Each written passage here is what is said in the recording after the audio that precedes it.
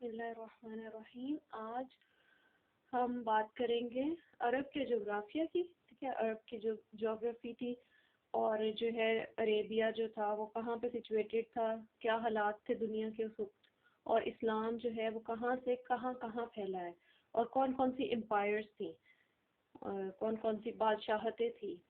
तो जो है ना, जैसा कि आपको डायग्राम में नज़र आ रहा है कि यहाँ पे ये अरब है, ठीक है, मक्का और मदीना। और यहाँ पे देखें दाएं तरफ इसके आगे ऊपर की तरफ जहाँ पे ये जो है पर्शिया, जिसे फारस कहा जाता था, पर्शिया, पर्शियन एम्पायर थी। और इसके अलावा एक बड़ी एम्पायर जो थी वो थी रोमन एम्पायर, या जिसे आप बेजेंटाइन एम्पायर कह सकते हैं। और ये दोनों एम्पायर्स हर वक्त आपस में लड़ाई में मसरूफ रहती थी। और अगर आप ये देख रहे हैं कि ये तो जी छोटी सी दुनिया है और इसके आसपास के इलाके नहीं दिखाए हुए, तो मेन बात ये है कि उस वक़्त जो है ना, मतलब बात तो एक इस्लाम की, और इस्लाम का जो इमीडिएट इन्फ्लुएंस की बात हो रही है, और दुनिया के वो वाले हालात उस दुनिया के जो नबी सल्लल्लाहु अलैहि वसल्लम किस ज़माने में थे, या आपको अरब में जो इन्फ्लुएंस कर रहे थे, जो अरब के ऊपर जो इम्पैक्ट डाल रहे थे। और बाकी रही बात नॉर्थ और साउथ अमेरिका की, तो वो उस वक़्त तक अभी जो था, मतलब उसका इतना वो रोल था ही नहीं, और वैसे भी वो डिस्कवर हुआ ही नहीं था। 14 समथिंग में तो जाके उसने कोलंबस ने डिस्कवर किया है उसे। तो जो है ना यहाँ पे अब जो है यानी इतनी बात मेरा ख्याल है क्लियर होगी कि दो बड़ी एम्पायर्स थी, बेजेंटीन एम्पायर और पर्शियन एम्पायर। और जो अरेबिया था वहाँ पे मुख्तलिफ बिखरी बिखरी जो हुकूमतें थी। और कुछ हुकूमतें जो थी वो क्या करती थी, कुछ जो ट्राइब्स थी या कुछ इलाके जो थे वो पर्शिया के साथ इल्हाक कर लेते थे, पर्शिया के साथ अटैच हो जाते थे। और कुछ इलाके जैसे सीरिया वगैरह वो अटैच हो जाते थे बेजेंटीन एम्पायर के साथ, रोमन एम्पायर के साथ, रूमियों के साथ। ठीक है, ये यहाँ पे देख लें, ये सीरिया बना हुआ है, ठीक है। और जो जिस साइड पे ये बगदाद है, इस साइड वाले लोग जो हैं वो पर्शिया से अटैच थे, मतलब थे अरब, जो अरब कंट्रीज थी, लेकिन वो अंडर इन्फ्लुएंस किसके थी, पर्शिया और बेजेंटीन एम्पायर के। अच्छा, फिर जो है यही मैंने यहाँ पे ट्रायंगल में भी मतलब ड्रॉ करके शो किया हुआ है कि पर्शियन एम्पायर, रोमन एम्पायर और अरब ट्राइब्स थे उस वक्त जो मेन वहाँ पे हुकूमतें थी या लीडरशिप्स थी या पॉलिटिकल जो सिचुएशन थी। और पर्शियन एम्पायर का जो बादशाह था या जो रूलर था उसे किसरा कहा जाता था, और रोमन एम्पायर के जो है रूलर को कहा जाता था कैसर या सीजर। इंग्लिश में आप उसको सीजर कह सकते हैं, सी से CESAR, सीजर। अच्छा जी, रूलरशिप इन यमन, इसके अलावा जो कुछ बड़े बड़े इलाके थे उनके अंदर क्या पॉलिटिकल सिचुएशन थी। यमन जो था ना, उसे आप कह लें कि जैसे इराक था, बेबीलोन था, क्रेडल ऑफ सिविलाइजेशन की बहुत बड़ी एक सिविलाइजेशन थी। सबा, कौम सबा के दौर में, कौम सबा का तारुफ आपको होगा हज़रत सुलेमान अलैहिस्सलाम के वाक़े का, जो मलका सबा का जिक्र था ना, उनकी जो कौम थी वो यमन के रहने वाले थे। और यमन में कुछ बहुत अहम बड़े वाक़यात हुए थे, जैसे असहाबुल उखदूद का वाक़या सूरह बुरूज में। वहाँ का बादशाह था यहूदी बादशाह ज़ूनवास, उसने ज़बरदस्ती ईसाइयों को कन्वर्ट करने की कोशिश की, और जब उन्होंने उनकी बात नहीं मानी तो उसने एक बहुत बड़ी डिच जो थी, बहुत बड़ा खंदक खुदवाई, और उसमें आग जो है वो अलाव रोशन किया, और उसने कहा कि ठीक है, अगर जिसने मेरा मजहब नहीं मानना तो वो इसमें कूद पड़े। तो वो जो उस वक़्त के तौहीद परस्त ईसाई थे वो सारे उस भड़कते हुए अलाव में वो कूद गए और जलकर जो है वो शहीद हो गए। तो उन ईसाइयों का बदला लेने के लिए फिर जो है ईसाई हुकूमत ने, जो रोमन एम्पायर थी, उसने इरेक्ट किया हबशियों को, ये जो एबिसिनियंस होते हैं, इन्हें इथियोपिया के एबिसिनियंस को जो है उन्होंने कहा कि आप इधर अटैक करें, और उनको जो है पूरी सपोर्ट दी। और उन एबिसिनियंस ने, उन हबशियों ने कब्जा किया यमन के ऊपर।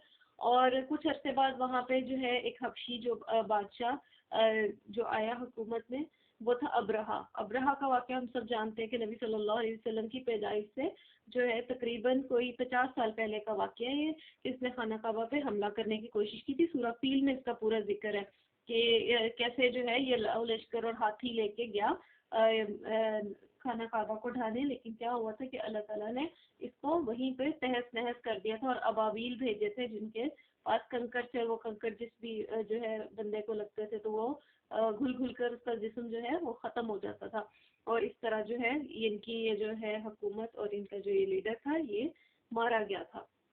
अच्छा, फिर आ जाए रूलरशिप इन हीरा। हीरा भी इसी तरह एक स्टेट थी, और ये थी किसरा के तहत थी, ठीक है, पर्शियन एम्पायर से इनका इल्हाक हुआ था, ये उनके साथ थी। और फिर इसके अलावा जो सीरिया, तो सीरिया का जैसे मैंने पहले बताया कि वो रोमन एम्पायर के साथ थी, ठीक है, उन्हीं की एक सेटेलाइट थी वहाँ। यहाँ पे हुकूमतें तो अरब थी, लेकिन ये जो है इनका इल्हाक हुआ था किसके साथ, रोमन एम्पायर के साथ।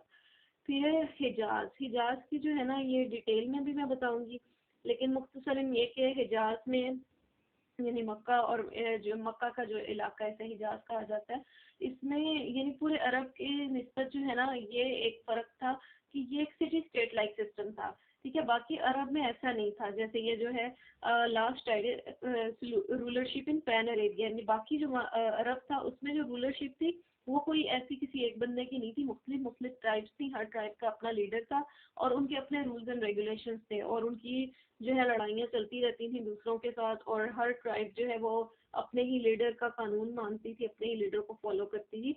लेकिन मक्का में क्या था कि कुरैश जो थे ना, सिंगल कुरैश जो थे वो लीडरशिप थी उनकी, और बाकी अरब जो थे ना वो इनका एहतराम करते थे और इनको यानी सरदार समझते थे पूरे अरब के। और वैसे भी यानी हक भी इन्हीं का बनता था, क्योंकि जैसे हमें पहले जानते हैं कि इस एरिया को हज़रत इब्राहीम अलैहिस्सलाम ने आबाद किया था ना, उनकी नस्ल हज़रत इस्माइल से ये आबाद हुई थी। तो हिजाज पे जो है ना असलन जो थी वो कुरैश की ही हुकूमत बनती थी, क्योंकि कुरैश जो थे वो थे फ़हर बिन मालिक इनका असल नाम था, कुरैश तो उनका लक़ब था। और ये शख्स जो थे ये हज़रत इस्माइल अलैहिस्सलाम की नस्ल में से थे, उनकी औलाद में से थे। तो इस वजह से पूरा अरब जो था वो इनकी रिस्पेक्ट करता था। और बाकी ये कि कस्टोडियन थे ये हरम पाक के, खाना काबा के जो है ना ये वाली थे, इस वजह से भी पूरा अरब जो है वो इनकी रिस्पेक्ट करता था और इन्हीं को फॉलो करता था किसी भी अहम मामले में। अच्छा, अब जो है हाँ यहाँ पे आ जाए नेक्स्ट जो है कैसे कुरैश तक हुकूमत पहुंची थी। इस्माइल अलैहिस्सलाम जो थे जब वो बड़े हुए उन्होंने बनु जुरहम में एक लड़की से शादी कर ली। बनु जुरहम वो कबीला था जो आके ठहरा था हजरत हाजरा और इस्माइल अलैहिस्सलाम के पास मक्का में सबसे पहले पानी देख के, परिंदे देख के वहाँ पे। तो इस्माइल अलैहिस्सलाम के औलाद के पास जो है वो रिलीजियस लीडरशिप तो थी, ठीक है, खाना काबा के मतवली वही थे, क्योंकि खाना काबा की तामीर हजरत इस्माइल ने ही की थी। लेकिन जो इक़्तिदार था, जो बाकी हुकूमत थी, जो एडमिनिस्ट्रेशन थी, वो बनु जुरहम के पास थी और काफ़ी अर्सा रही। उसके बाद कई साल गुजर गए, बनु जुरहम जो है वो करप्ट होना शुरू हो गए, और उसके बाद जो है एक और कबीला बनु खुज़ा जो वहाँ पे आके रहना शुरू हुआ था, उसने क्या किया कि दूसरे कुछ कबाइल के साथ मिलके तो बनु जुरहम को वहाँ से निकाल दिया। और बनु जुरहम ने क्या किया कि जाते जाते वो जमजम का जो कुआं था उसमें मिट्टी भर कर चले गए, उस कुएं के अंदर बाकी भी यानी सोना जवाहरात चीज़ें वगैरह जो है ना वो डाल के, जो उनके पास बाकी बची दौलत थी वो उस कुएं में डाल के, तो उसको मिट्टी से पूरा भर के तो उसको पाट कर कुएं को चले गए। यानी उस कुएं के आसार भी नहीं थे, बनु खुज़ा को पता भी नहीं था कि वहाँ पे कोई कुआं जो है, मतलब कुआं है तो वो किस जगह है जमजम का। अच्छा, बनु खुज़ा का ने कोई 350 साल हुकूमत की, और उसके बाद उनका जो लीडर था वो हुलैल बना। इस दौरान जो है हज़रत इस्माइल की नस्ल में से एक शख्स है खुसई, जब ये जवान हुए सीरिया चले गए थे ना, जब ये छोटे थे, इनकी वालदा इनको लेके शादी होके कहीं और सीरिया चली गई। तो जो है कुसई जो थे ना उन्होंने सोचा कि ये लीडरशिप तो मेरी बनती है। कुसई ने क्या किया कि सारे जो है कुरैश को एक जगह इकट्ठे किया, जो यानी फ़हर बिन मालिक की नस्ल से जितने भी अरब थे उन्हें सबको बुला के मक्का में एक जगह सेंट्रलाइज किया, इकट्ठा किया। अब जैसे कि स्लाइड में नज़र आ रहा है कि उन्होंने इकट्ठा करके कुरैश को तो क्या किया मतलब एक सिटी स्टेट की शक्ल दे दी मक्का को, और एक काउंसिल बनाई और उसके कुछ चीफ मुकर्रर किए। वो सारे चीफ कुरैश के मुख्तलिफ खानदान थे, ठीक है, मुख्तलिफ कबीले थे कुरैश के, और हर कबीले को एक एडमिनिस्ट्रेटिव पोस्ट दे दी गई। अच्छा, फिर इन्होंने जो है ना हरम काबा के शुमाल में दारुल नदवा तामीर किया। दारुल नदवा एक्चुअली जो थी वो एक पार्लियामेंट थी कुरैश के, कुरैश अपने तमाम बड़े और अहम फैसले इस जगह पे इकट्ठे होके करते थे, इनके सारे लीडर्स और बड़े इकट्ठे होके यहाँ पे करते थे।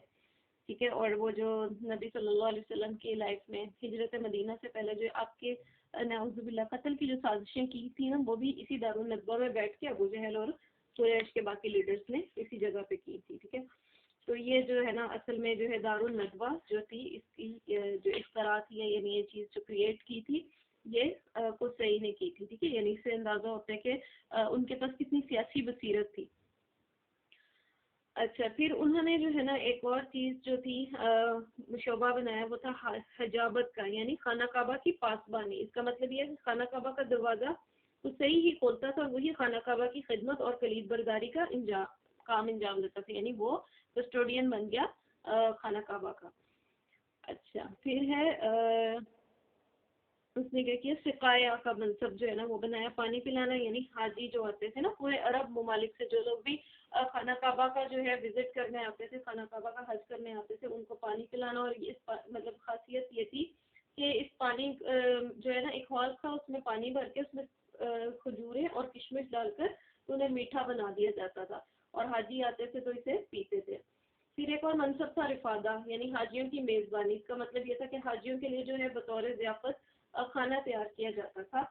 और इस मकसद के लिए कुसई ने कुरैश पर एक खास रकम मुकर्रर की थी, जो मौसम हज में कुसई के पास जमा की जाती थी, ठीक है। यानी कुरैश जो थे वो हाजियों का उनकी जो ज़ियाफ़त का बंदोबस्त भी करते थे, ठीक है। जो भी यानी पिलग्रिम्स आते थे उनको जो है खाना पीना वो सारा कुरैश के जिम्मे था, ठीक है। अच्छा, इसमें आगे जो है ना ये लिखी भी हुई है डिटेल इंग्लिश में भी, और जिन्होंने उर्दू में पढ़नी है तो ये मैं ऊपर स्टिकर उर्दू में भी लगा दूंगी, आप उर्दू में भी इसकी डिटेल देख सकते हैं। अच्छा, फिर मज़ीद जो है ना इसमें कुसई की स्टोरी है, और कुसई की स्टोरी हम इसलिए पढ़ रहे हैं क्योंकि नबी सल्लल्लाहु अलैहि वसल्लम के ख़ानदान से है, ठीक है। यानी ये आपके जो फैमिली ट्री में इनकी बहुत इंपॉर्टेंस है। और ये कुरैश को यानी इन्होंने रिवाइव किया था, कुसई की ये इंपॉर्टेंस है कि कुरैश को एक जगह ला के इकट्ठा करके दोबारा से मक्का की जो है ना हुकूमत कुरैश को देना और कुरैश को जो सेंट्रलाइज करना, इनकी इसलिए बहुत ज़्यादा इम्पोर्टेंस है। और ये क्या लगते थे नबी सल्लल्लाहु अलैहि वसल्लम के रिश्ते में, ये यहाँ पे जो है ना ये स्टोरी है इनकी।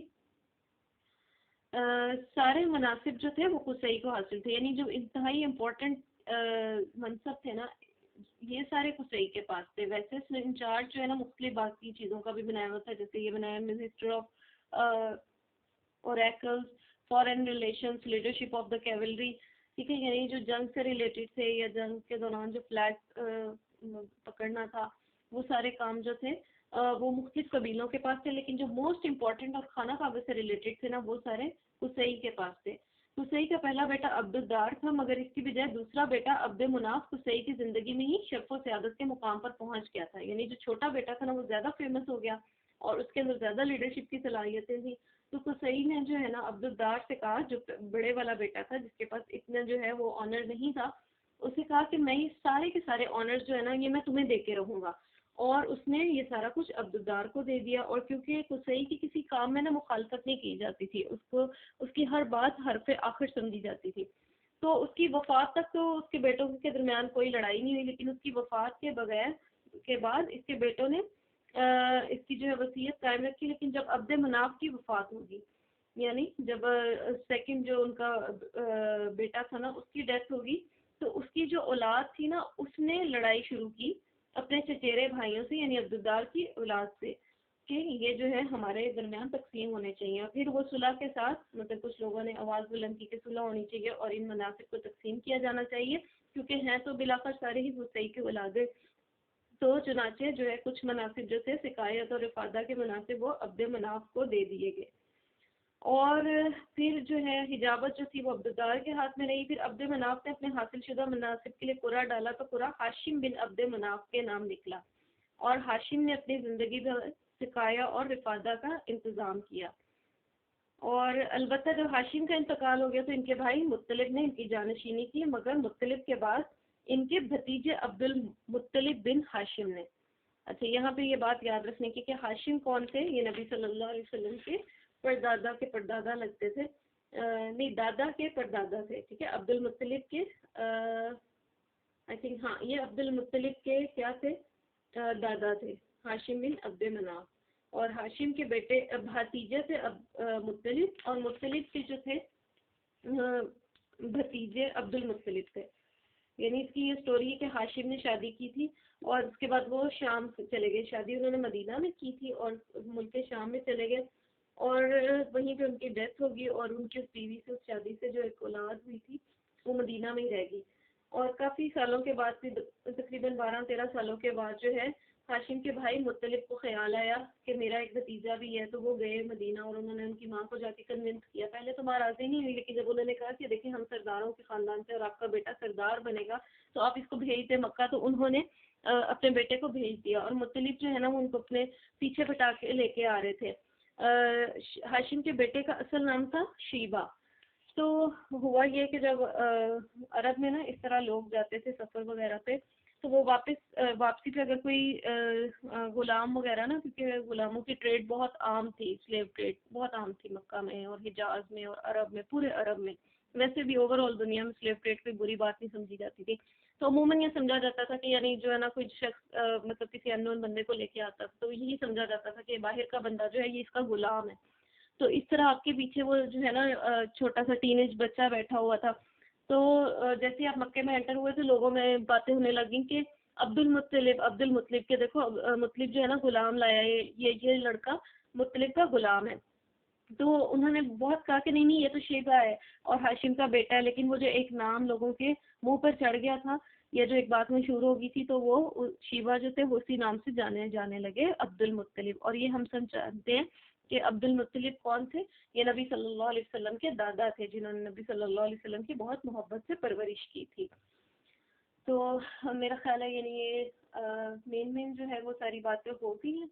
और यहाँ पे जो है ना ये फैमिली ट्री भी देख लें नबी सल्लल्लाहु अलैहि वसल्लम का, जो जिसमें हज़रत इस्माइल से लेके आगे जो है उनकी औलादें, और इसमें खुसई भी है और यहाँ पे हाशिम भी है और नीचे आते हैं तो अब्दुल मुत्तलिब के जो है बेटे, और उनमें जो है नबी सल्लल्लाहु अलैहि वसल्लम के सारे चचा आपके वालिद अब्दुल्ला का जिक्र है और उसके एंड पे जो है आप सल्लल्लाहु अलैहि वसल्लम मोहम्मद सल्लल्लाहु अलैहि वसल्लम है।